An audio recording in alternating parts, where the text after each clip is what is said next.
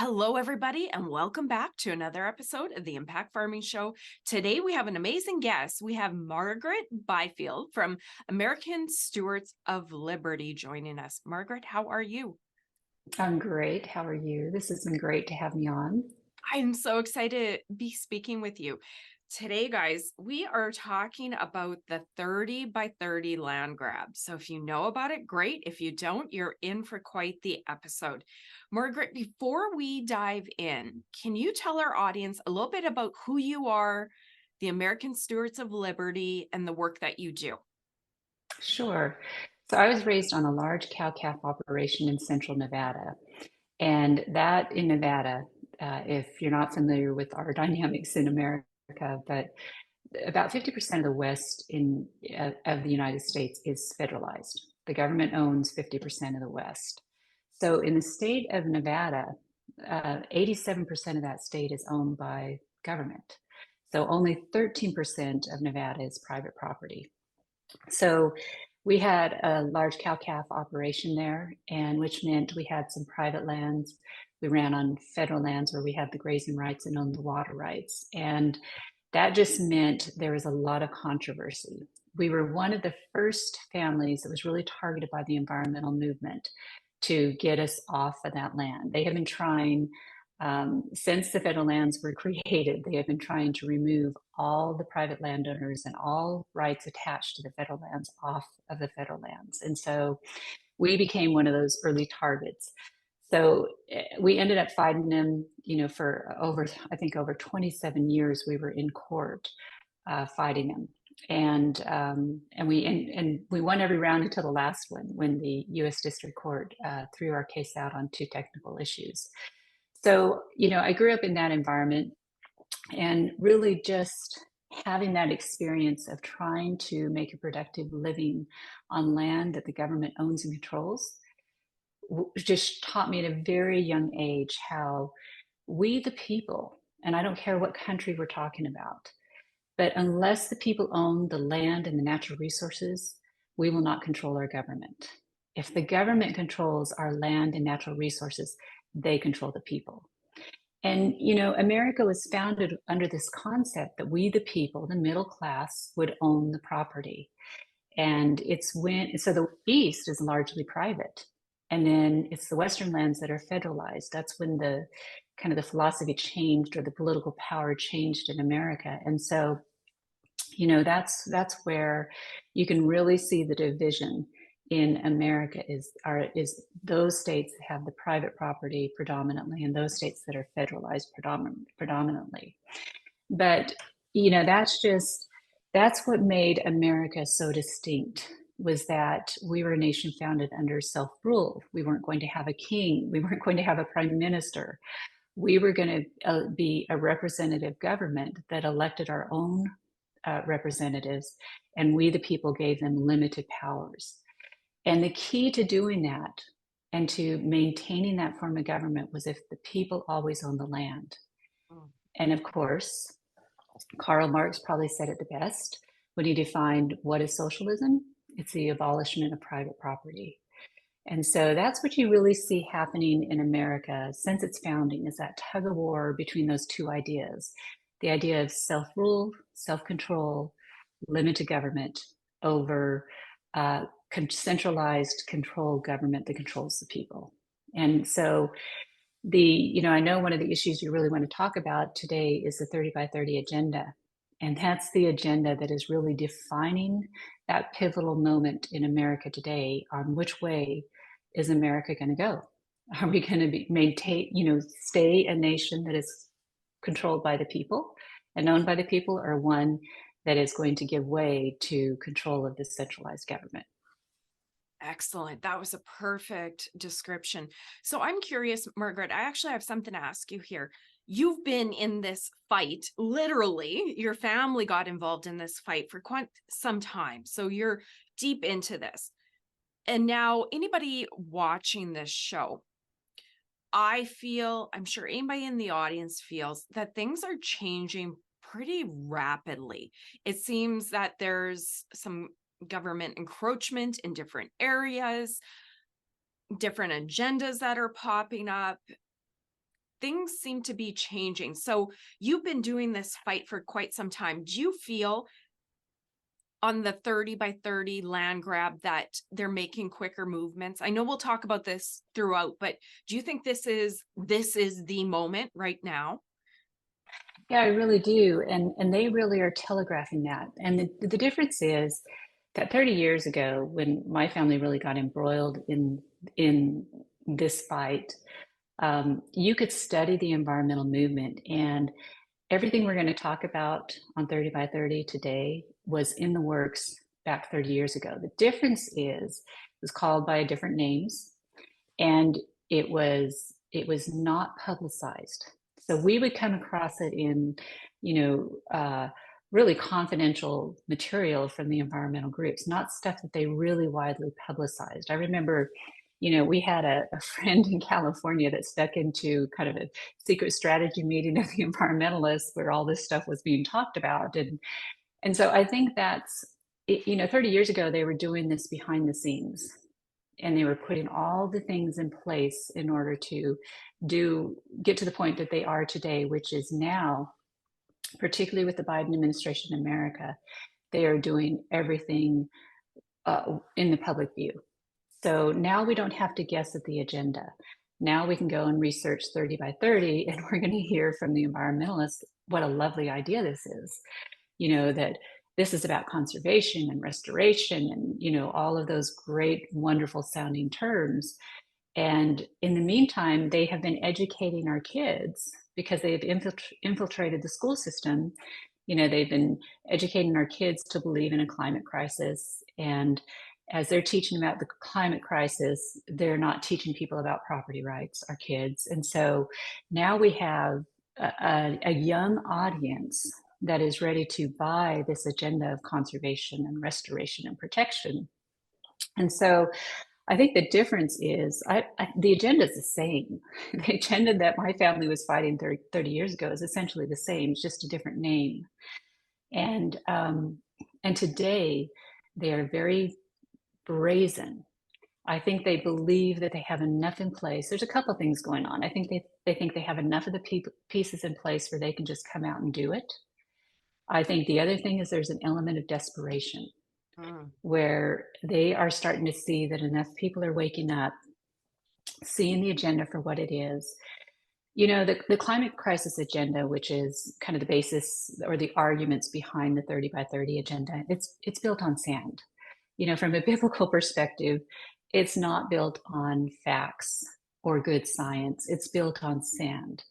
So everything the climate crisis agenda is based on is a model or a projection into the future, as opposed to real science looks back in history and data and facts, and that's what you rely on. That's truth. Yeah. And theirs is not. It's all this projection into the future, so they can come up with these outlandish, fear mongering. This is, our nation or our world is going to be destroyed in 30 years if we don't, control cow burps. That's the kind of stuff we're dealing with. And so I think that's the difference today. The agenda is the same. It's just that they are very brazen today, and they are going all in to try to get this done very quickly. And but it goes back to my dad. When he was alive and we were in the middle of our lawsuit, he said something that always stuck with me. And he said, the environmental movement is not about whether we're going to use our resources. It's about who is going to use our resources. Ooh. Yeah. Wow. And that's what we're seeing play out today.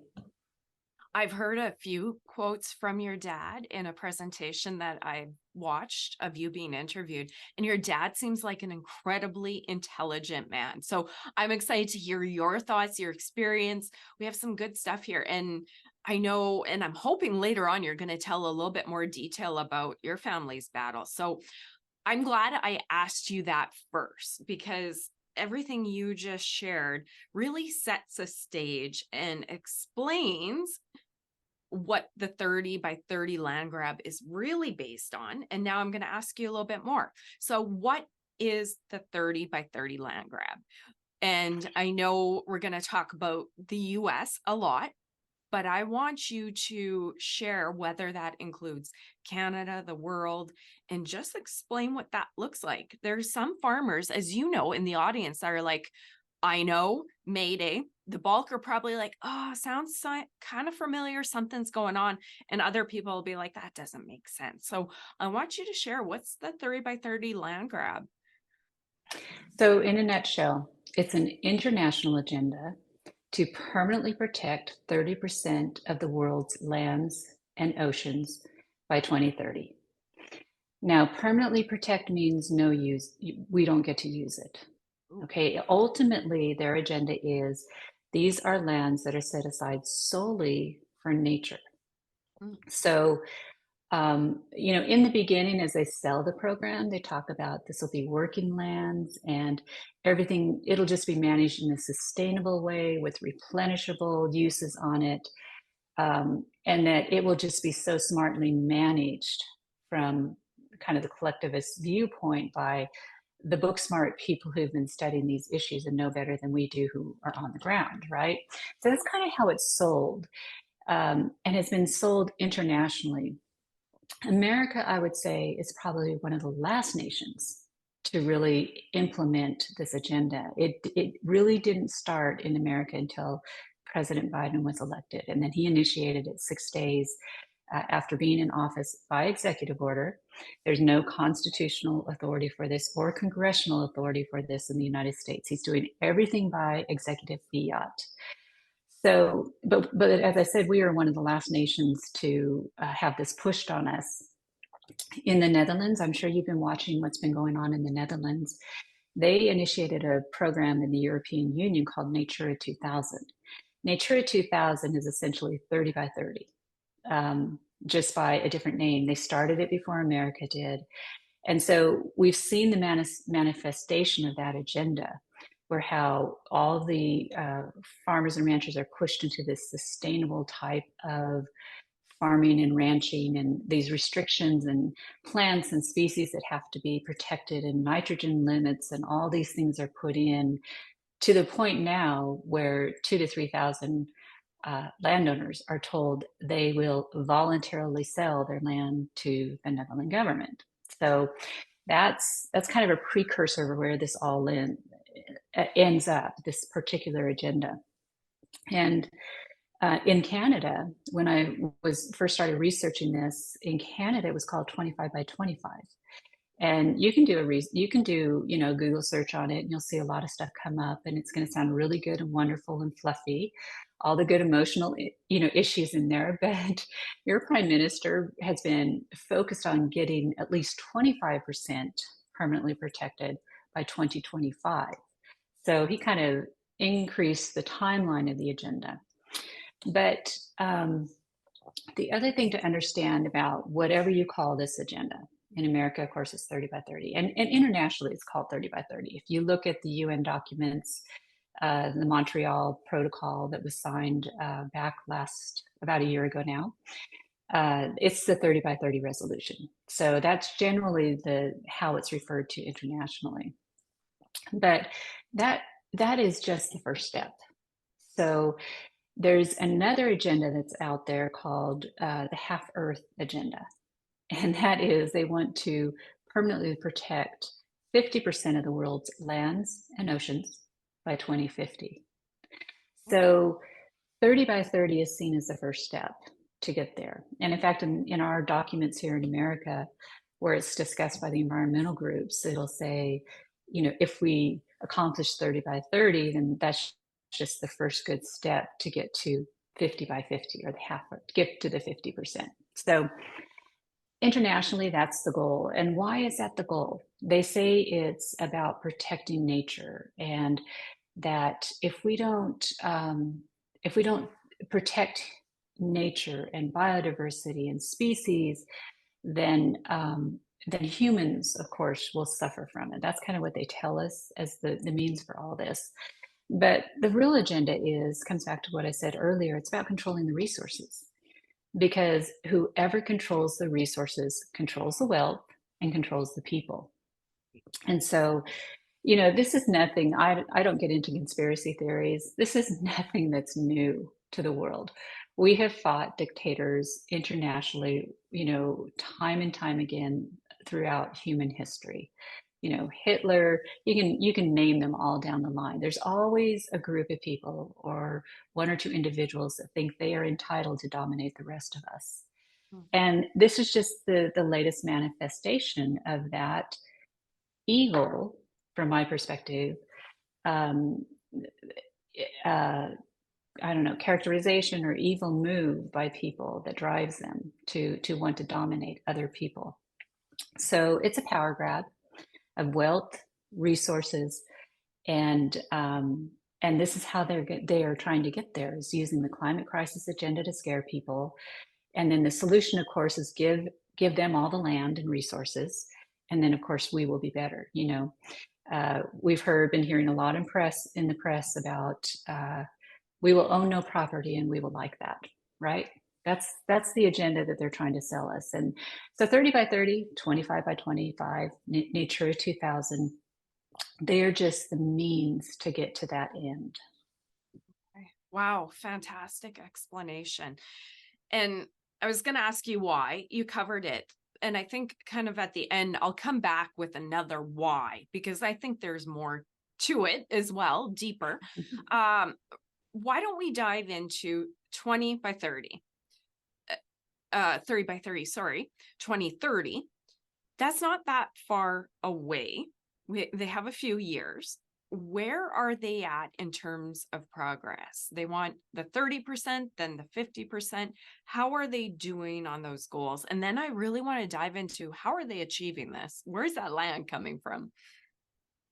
So I think it's going to be really hard to figure out where they are on the goals, because first off, when they initiated it in America, they said, they were pretty brazen about it. And they said, currently in America, only 12% of America's lands are permanently protected in the manner they're seeking for the 30%. And that 12% figure comes from the USGS Gap Analysis. It's a particular program where they've been tracking the level of protection on land for a number of years. And so it's it's one of the best data points probably as far as land protection in the nation. So that 12%, we know what makes up that 12% figure, because that's based on actual data. And included in that are things like our national parks, our national wildlife refuges, wilderness areas, private lands with conservation easements are a huge one and make up part of that.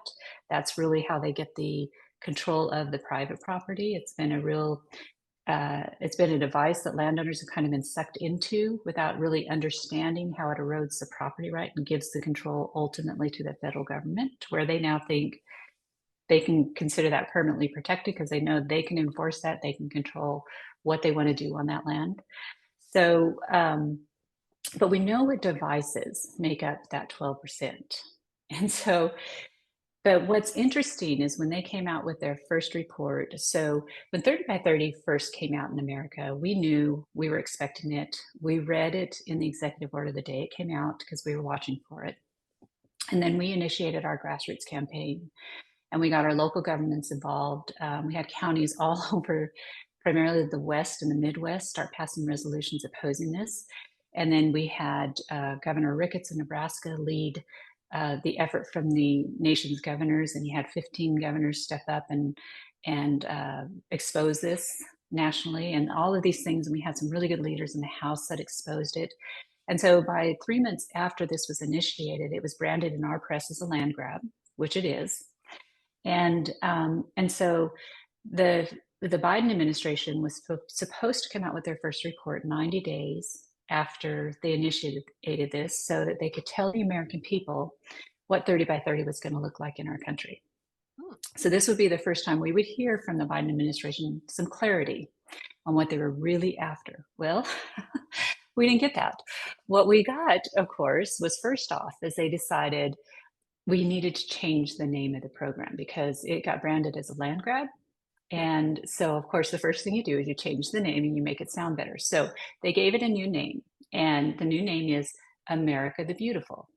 Oh, That's the program name in America. Wonderful, right? Yep. Yes. The second thing they did in this was they in this report is they said it's not about protecting the land, it's about restoring and conserving the land.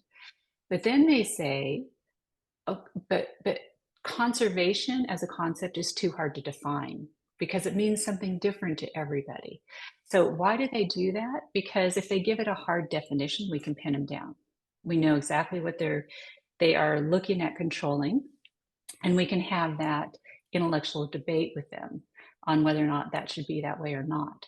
But leaving it an open definition or a word with no definition means a couple of things.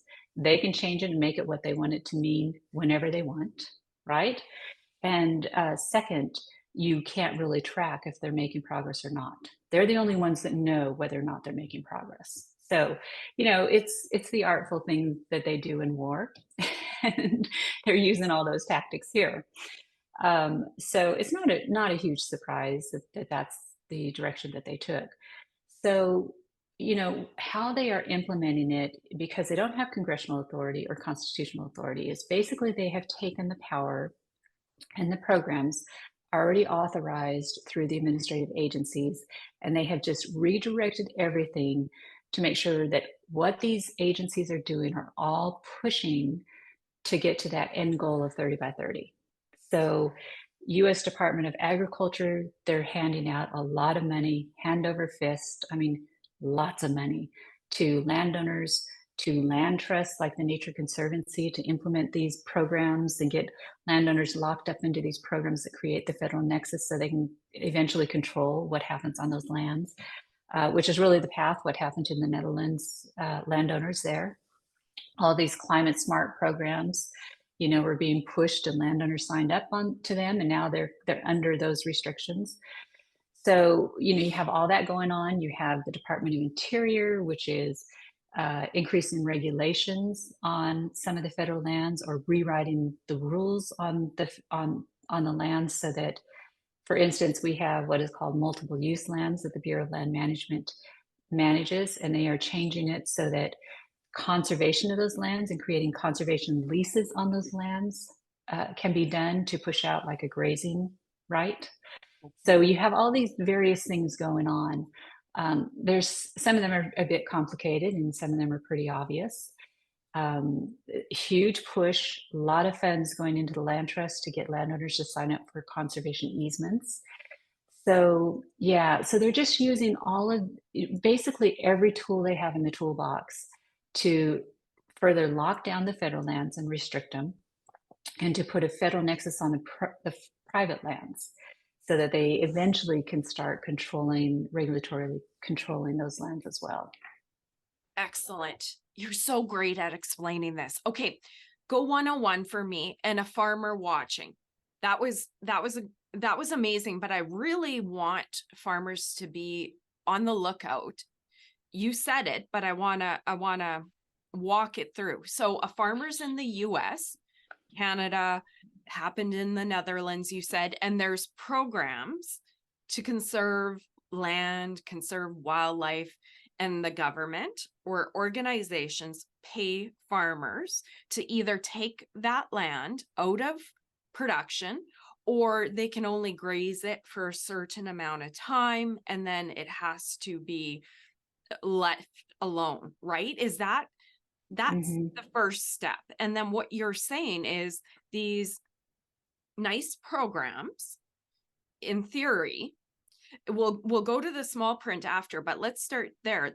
Number one, that's how they're getting acres from the farmers, and then it goes from there, right? Is that what you're saying? Yeah, that's a really good explanation. And let me give you the example of one particular program, what they've done to one program in the US. So there's a program called Conservation Reserve Program.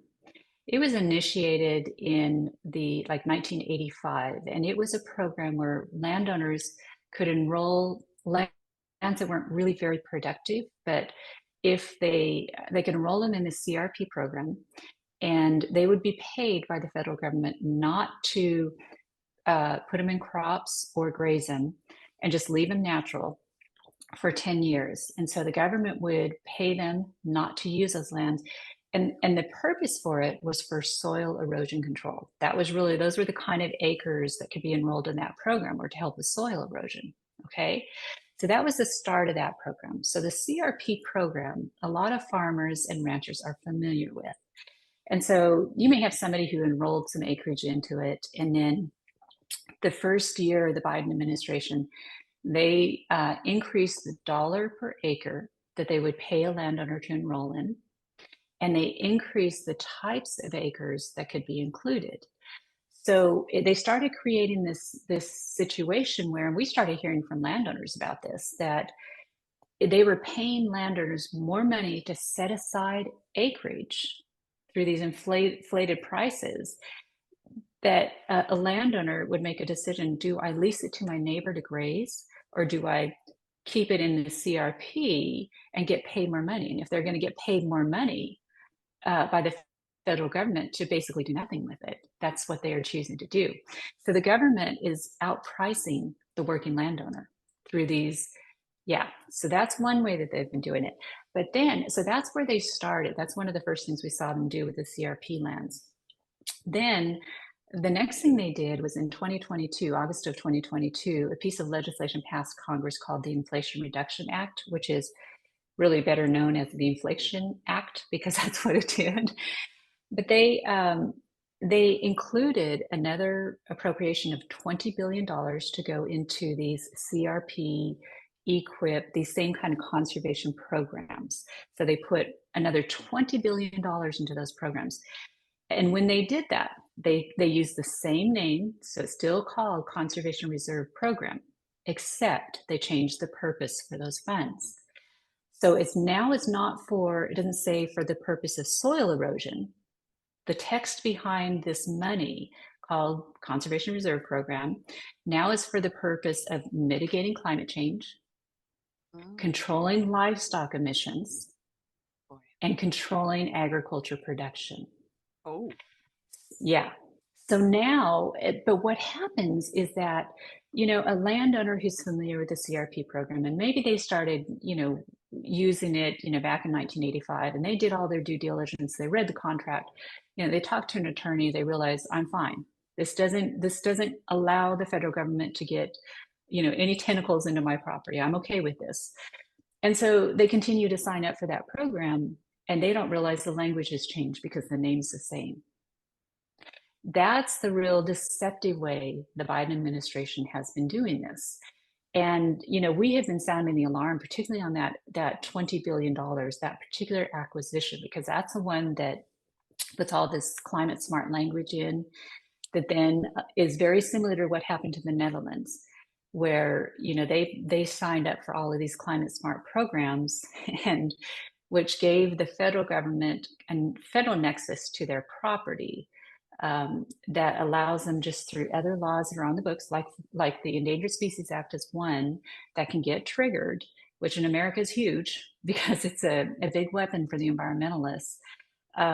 So it's interesting because the actual funding to the private property doesn't necessarily create the problem. It creates the connection that allows the federal government to use other laws to come back in and use other regulatory pressures to force the landowner to do things in a more sustainable way, to where their activities need to not be for livestock production, but actually controlling livestock emissions. And so it's a very sneaky way to do this. But that's just one example of how they're doing that here in the US. wow. And I think there's programs very similar for landowners in Canada that will pay farmers to conserve and only graze for this amount of time, same type of thing. Okay, here's my question. Those programs, that program you mentioned in the US, what is the term that farmers sign up for? Is it I sign up and my land's part of the CRP program, I think you called it, for life? Or is it a 5-year, 10-year term? How does that work? I'm curious. So originally it was, CRP was supposed to be a 10-year contract. Okay. So again, these programs start where they just kind of get the toe in of the landowner. Yeah. You'll only be in it for 10 years. and then you can get out and you don't have to re-enroll. It'll be your decision again. Well, then they started offering a CRP 30-year term program. Okay. So now we're starting to see some of those being issued. And now they've started a grasslands CRP program so that ranchers can get into it, not just farmers, but ranchers can get into it in specific grassland areas. And it allows the continued grazing that, there's eventually those restrictions are going to come. And so it's just it's all voluntary. And what happens is once they get the landowner hooked, and I had a rancher explain this to me, especially in agriculture, that once that federal money starts going on your balance sheet, you start thinking you can't live without it. Right. And that's a big part of the hook. And then, along with that, as they're doing all of this and they get the landowner signed up and under the federal programs and using the federal funds, then on the other side of it, they're increasing the regulations and the restrictions. And because they're inflating the market or changing the marketplace, it's not based on really consumer need and consumer product driven anymore, because there's so much money from the federal government going into the agriculture industry. But like I said, it makes it very difficult for the landowner who doesn't want to be a part of all that, doesn't want the government program, wants to just run his ranch or his farm without that federal funding. It makes it very difficult for them to do that. So from a financial perspective, because they're competing against all that federal funding. And so it continues, all the forces are working to this place where they say, hey, it's voluntary for you to sign up, but is it really voluntary when you really only have one choice? And that's where they're forcing everybody to get to. We're not there yet. We still talk to a lot of farmers and ranchers who, once they hear about this, they say, we're out, or we are never sticking our toe in this. And there's a landowner in America who's very, very big, that we've had the pleasure of working with some of their people, and they haven't touched any of these programs and they're doing great. And I tell people, now's the moment when we still have enough control over our land and our liberty to start moving out of those programs, get out of those things, because we can see where this is headed. We have the Netherlands to look at. We know where this is headed. But I really believe that the commodity of the future is going to be private property without any of these encumbrances. That is going to be the rare asset, is somebody who owns private property without all of these government programs that then can restrict it and control it. And, in America, we're very concerned about things like Bill Gates buying up a lot of farmland. My guess is, and I can't say this is for sure or not, but if just watching the dynamics, I would guess he doesn't have any of these conservation programs. I would guess his farmland is pretty free and clear of all of these things, while he pushes the agenda on everybody else, because he's like our modern day climate crisis baron, robber baron. If you remember the robber barons in the old days, that's what they are today. They're using government policy, the climate crisis, to push out their competitors and to acquire the resources from the little guys, which is you and I, the middle class. So it's the same game. It's just a different set of facts. You know what? It's funny. There's always so much on the go, right? An innocent program. It sounds good. It's protecting. You still get to use the land, but then all of a sudden they lengthen the term, even a 10-year term. I mean, in the past, 10 years is 10 years, right? If it's a 10-year term, like I think some of the programs are here, that's long enough. 30 years. My goodness, in the environment that we're in right now, even a year, a lot has moved and a lot happens. So you gave some good examples there. And I want to go, I think, one more spot, and then I want to maybe loop back and get you to share some deeper experiences with your family and the battle you had. But before we go there, let's talk a little bit more about the small print. They're changing stuff in the back. But the one thing I heard you say, which is incredibly scary, and I imagine most farmers don't know about, here, I think you called it a federal nexus in the endangered species. So actually, I won't say it. You go ahead and share share the details, because farmers Okay. know this. Yeah. Yeah. So things like the Endangered Species Act in America, it's one of the most draconian acts that really, really erodes the property right without any compensation. I mean, if you are doing a good job and your piece of property is the one that you're doing such a good job on it that species that are rare or, not as abundant are able to survive on your land, you're the one who's going to be punished, because they will come in and they will make your land critical habitat, and all the restrictions come on you, and you now can't use your property, and there's no compensation for it. So that's one of the key problems with the Endangered Species Act. But one of the safety provisions in our Endangered Species Act is it says that critical habitat, so that designation that can lock up your land, cannot be made on private property. It can only be on federal lands. Okay, so that is fantastic. That's one very smart thing I think that Congress did. And then they also put in the other provision, which is unless there is any federal funding, programs, or approvals tied to that land. So now you have a piece of private property. The Endangered Species Act should not apply. The critical habitat definition should not apply to your property designation, but you have CRP on your land, which is federal funding. Now that critical habitat designation does apply to your land. So you've created a federal nexus to your land, which allows laws like the Endangered Species Act to apply.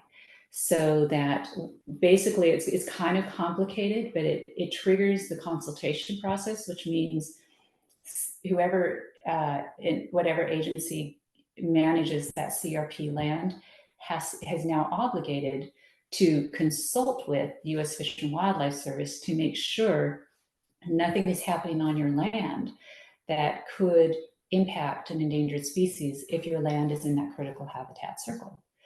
So you're on the outside of all of this administrative bureaucratic process, and you have no say in it. It's going to be the two agencies deciding whether or not something is going on your private property that may impact that species. And if they decide, yes, it does, then you are going to be the one who's going to be prohibited from using your land as you thought you always would be able to do and should be able to do. In a nation that's founded on private property rights. So, and that's just one example of one law, but there's laws like that, throughout the American system that can get triggered. And that's, I think, the real danger. That's what most landowners don't understand. And we haven't had to worry about it until the Biden administration, but now's the time for us to get very serious about restoring property rights and making properties whole again. And that's one of the reasons why the other issue we really try to get people educated on are the conservation easements. That's another one that can be very, very misleading as to what it really does and how it controls the property. Do you want to share more about that? And I actually have an example for you on endangered species right here in my area. If you want to tell us more, I'm curious about conservation easements, how that works. Okay, so the conservation easement is a program that's really pushed by the environmental groups. They, it works with the federal government and the environmental groups. They kind of work in tandem with the conservation easements. But the idea is that you can sell a conservation easement to a land trust, and that will forever protect your property from ever being developed. So what you're basically doing is you're selling your development rights on the land to a land trust or the federal government or a local government, and they will hold that conservation easement. So when you do that, what they are responsible for is making sure that the conservation purpose, in other words, the reason that the conservation easement was written, which could be to protect the American burying beetle, or it could be a number of different conservation programs that they're trying to do for the purpose of that conservation easement. And so when you do that, what that does is it means that you are going to have all the restrictions. Okay, you're signing a contract that says you will not add another house on the property because it's not supposed to be developed. Everything is written out on the restrictions on the landowner, what you can and can't do. And then the conservation purpose language in the contract is written in such a way so that it's adaptable. So I've seen one contract where it was dealing with a species, and they said basically how the conservation purpose would be managed by the land trust would be based on Fish and Wildlife Services conservation, I forget the terminology, but their program for that species, which meant it could change year to year. You know, if the species goes down in population, well, then that would really change what was happening on that land, the landowner's land. And so it's sold to landowners as a way to keep your property always in agriculture, because it'll never be developed. So that's usually what gets landowners, because they look at it, they've been caring for this land for generations. They're seeing a city starting to encroach around them, and they're thinking, I don't want to see my land developed. And the kids are saying, we don't want to see the land developed. And so a land trust comes in and says, hey, we have a way to help you. And we will give you a conservation easement, and then it will forever, because these are in perpetuity, it will be forever protected from development. And there's also a financial incentive. The landowner can either take an income tax break or an estate tax break. And if you're worried about big estate taxes, you know, after you die, that might be something you consider. And you think, this is the way I can make sure the land always stays in my children's hands, because it's forever. So they get sold this. But you have to remember, land trust is not a real estate company. So there's no disclosure. They don't have to tell the landowner the downside. They just tell them about all the really great side. Things such as your land can still be condemned if it has a conservation easement. So in America, any land can be condemned for a public purpose. So sometimes landowners will do this because they think, I don't want to see a power line through my land. But the utility company can still condemn your land, even if it has a conservation easement on it, and put that power line right through your land. So it doesn't save you from that. The other thing is if you're doing it for the tax advantage, great, you might get the tax advantage. The next generation gets nothing. All the next generation gets is to have to live with all of those restrictions, such as you can repair the fence, but you can't build a new fence. You know, you may have a sister that wants to build a house and live out on the property too. You can't do that now. You know, it's very restricted. You're basically writing a management plan that freezes in time the activities that you're doing today. Very little can change from that. And as you've already said, you cannot write an effective management plan for any piece of ground in agriculture that really is even somewhat workable in the next 5 years. It's going to change the next year. And I was out on a piece of property in Montana with a really, really great rancher, good guy up there, and he was showing me how this area along the Yellowstone River up there used to all be in flood irrigation. That's how they did their farming. And now it's all in pivots, you know, the sprinklers. And he said, if this land had gone into conservation easements, they would have never been able to do that. So now they're able to do something that's a little bit wider use of the water and better for the land, but they wouldn't be able to do that under conservation easement.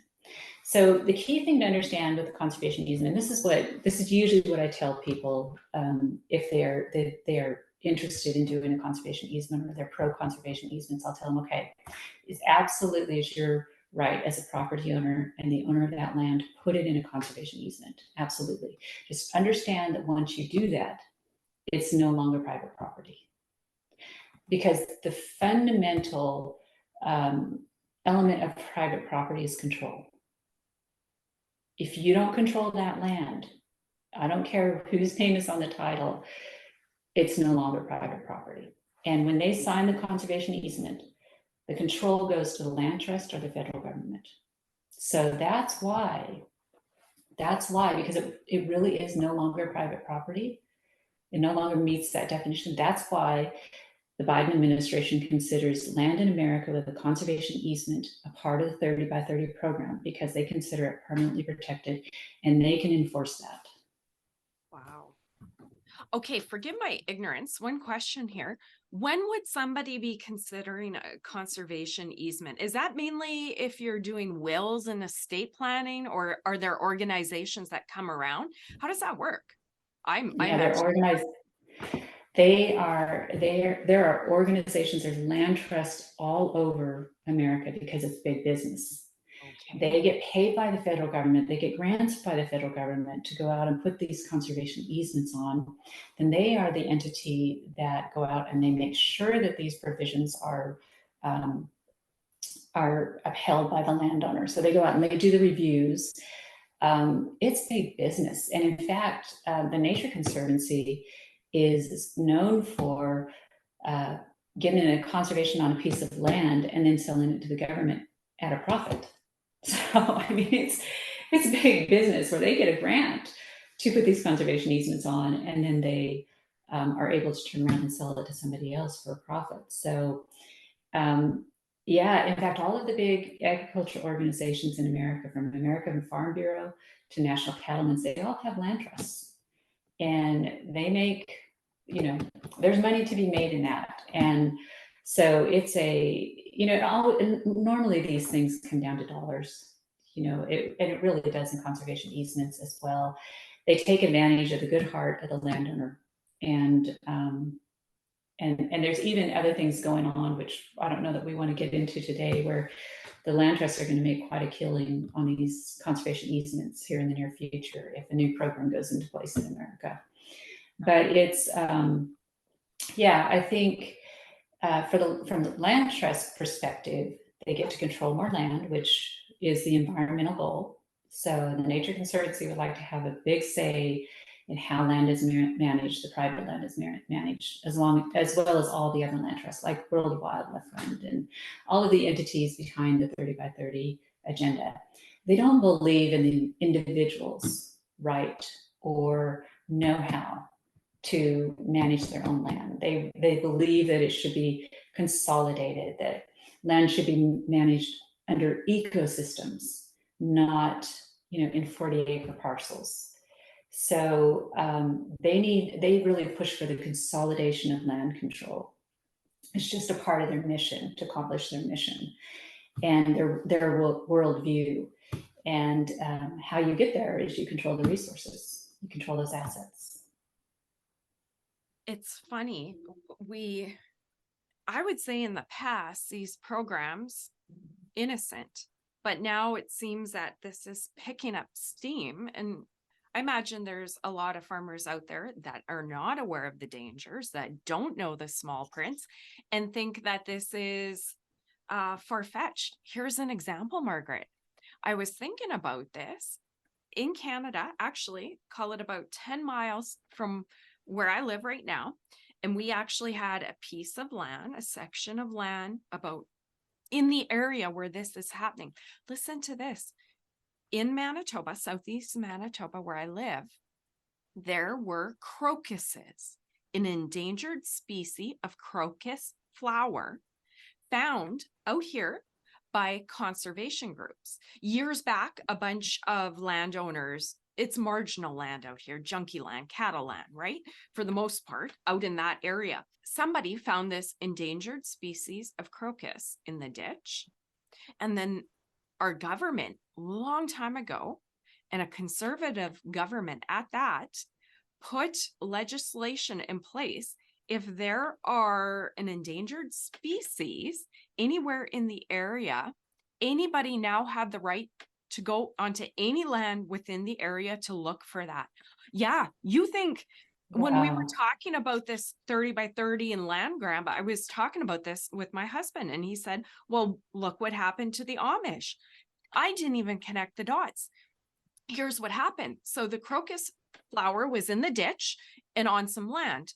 The Amish from Southeast Ontario actually came into our area about 5-7 years ago. A big group of them migrated out here, started setting up shop, building a community here. So whoever it was found the crocus on an Amish family's yard. And then the Amish said, this is baloney. This is farmland. We need to farm this. So he continued to farm. He got brought to court, a $50,000 fine slapped on him for farming the land. So they took their lawyer that they have and tried to fight this. In the end, I think they just said fine. I don't think the fine was issued, but that Amish gentleman that lived on that piece of property couldn't farm. The law withheld. They just said, we'll forgive the 50,000 if you don't farm. This guy could no longer farm this piece of property.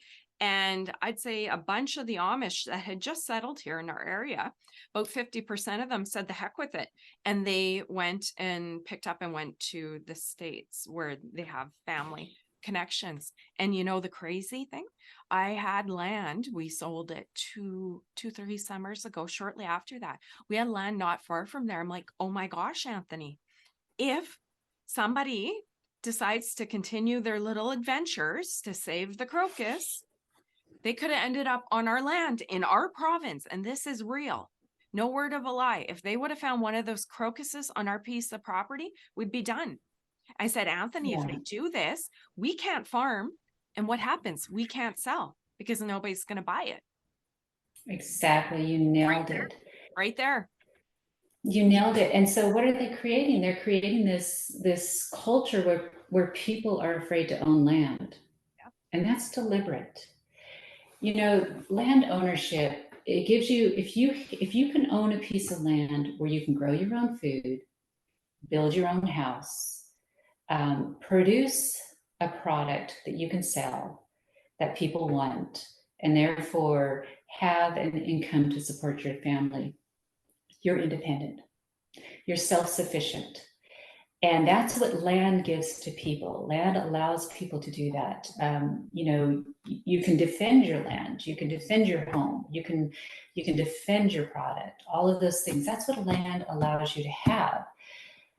This is more about like 30 by 30. I mean, yes, it's about getting control of the land for its resource wealth, but it's also about getting control of the people so that people don't have the power to govern themselves. And we become, you know, more the entity that they control. Let me tell you a story that really impacted me when I was very young, and we just started this organization, or the early manifestation of this organization. And so this right after I was out of college, and after we were in the middle of our lawsuit, and Dad came to me and he said, "Hey, we need to start an organization." And so, you know, being young and dumb out of college, and I thought I could save the world, right? So I said, "Sure, sign me up," right? I know nothing about nonprofits, but hey, I'm in. But you know, as just getting more embroiled in the property rights issue, one of the things I went back and I really wanted to understand was, why was it so important to our founding fathers in America that the people owned the land? And we have great quotes. We have James Madison, who says, "Property must be secure or liberty cannot exist." You know, great, you know, those concepts. I was just hungry to figure out, why did they believe that? What's behind that? And, you know, I read a lot of stuff, but there's one particular story that really stuck with me. And it was when Thomas Jefferson was an ambassador in France. And this is really when the country was being founded.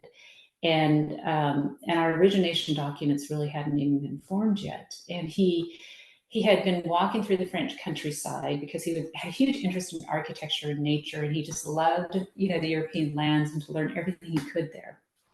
And so he would often take these walks through the countryside. And when he finished his walk that day, he then wrote this letter to a gentleman here in America that he was corresponding with, and he tells the story of that day.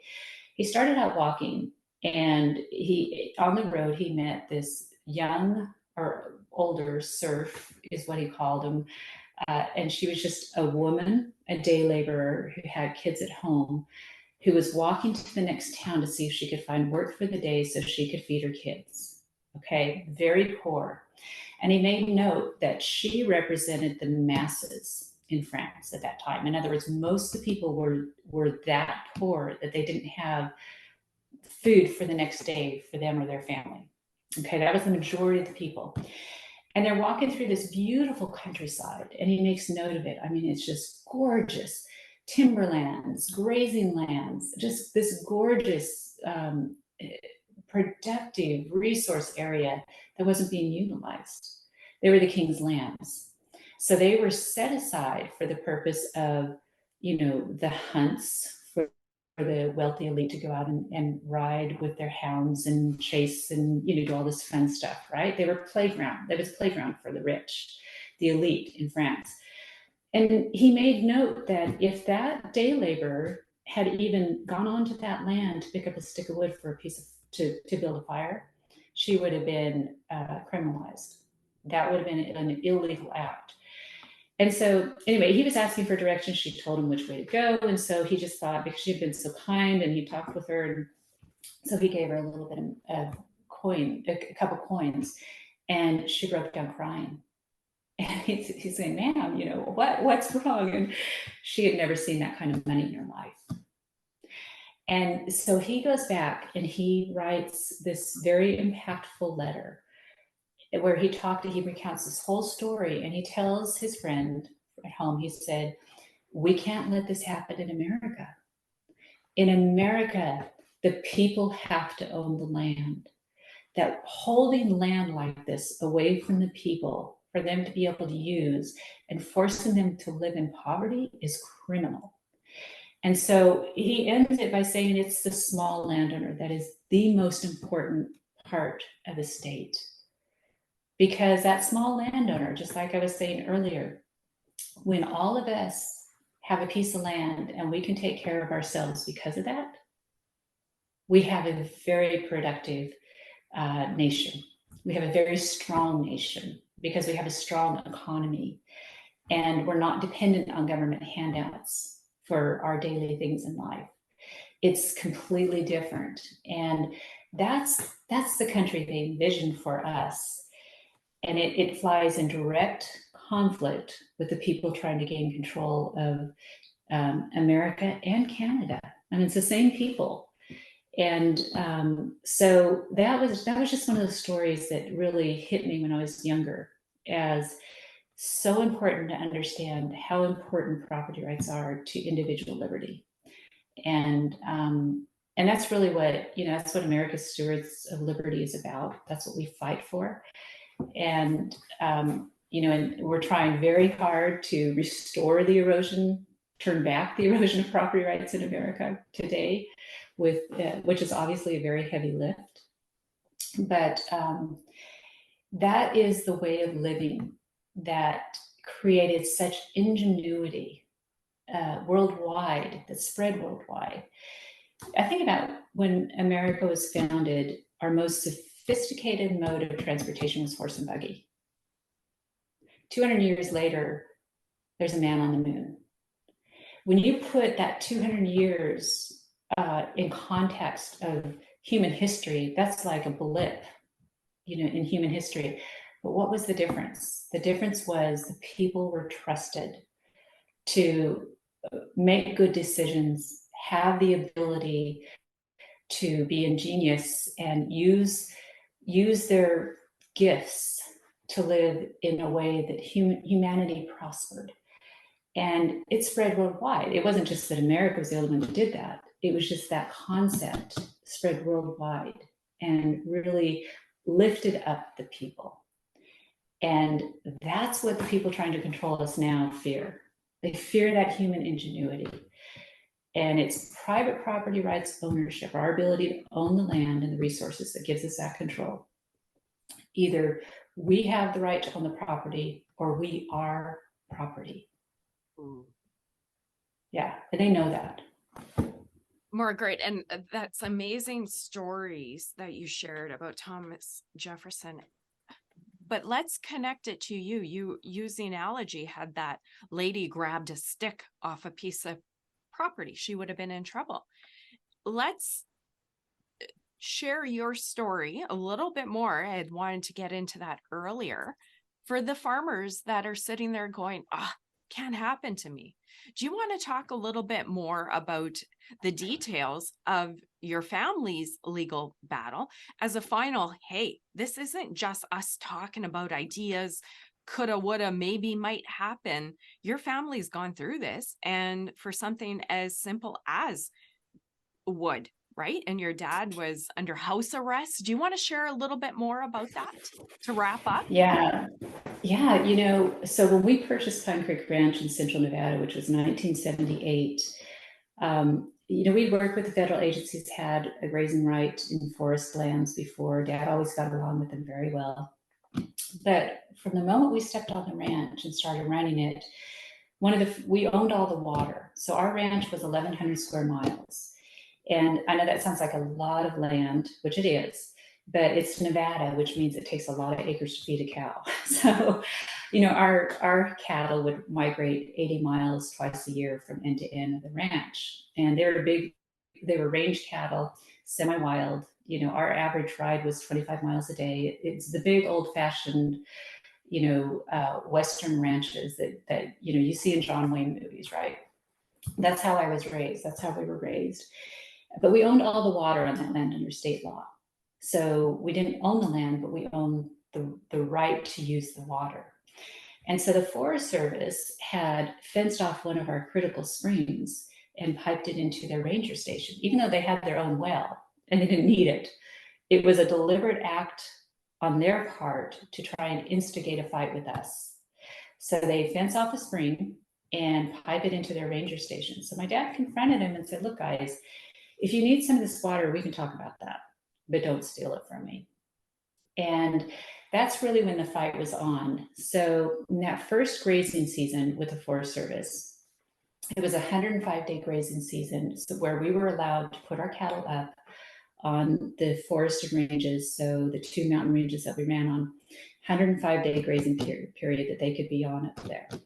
And so in that 105-day grazing period, we received 70 visits and 40 certified letters from the Forest Service complaining, alleging violations to our permits, things that we were doing wrong. And, you know, we couldn't have been doing that many things wrong, right? And so let me give you an example. Under that permit system, you have to, if they allege you were doing something wrong, you have to show that you tried to cure that wrong. So all of those violations we had to respond to. One of them was that we were not maintaining our drift fences up on Table Mountain. So Table Mountain is a 12,000 foot elevation wilderness area in America, which means you can't have anything motorized on it. And also, you couldn't cut down a tree up there for a fence post. You can't do anything like that. It has to be managed in its natural state. So you can't do any of those kind of things. So they say we're not maintaining our drift fences. There's only 3 trails up this mountain, 25 miles across the top. So Dad sends a rider with a horse loaded with all of the fencing equipment, because they didn't tell us what it was.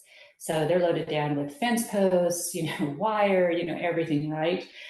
And it takes a day to ride up on the single file trail, a day to ride that drift fence, the 25 miles across the top, and then a day to come back down. So now we're paying for a man's wages for 3 days to cure this violation, plus all the wear and tear on your horses and equipment. And so when he came back into the house, he hands Dad this little plastic blue flag, which was the Forest Service's marker of what the problem was.